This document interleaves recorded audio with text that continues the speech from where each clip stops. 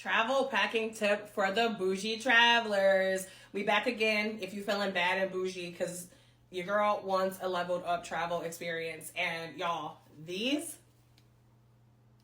right here, I used to be a germaphobe when I was younger. I'm not exactly a germaphobe anymore, but I still am very, like, I just like to have clean hands. It is what it is, right? So I do have, like, hand wipes on me, but y'all, this is soap. This is literal soap. So, and this smells so good. This is the lavender one. But, so you just open it up, and then there's these little sheets in here, and you just, like, pull one out. Look how thin they are. Can y'all see how thin that is?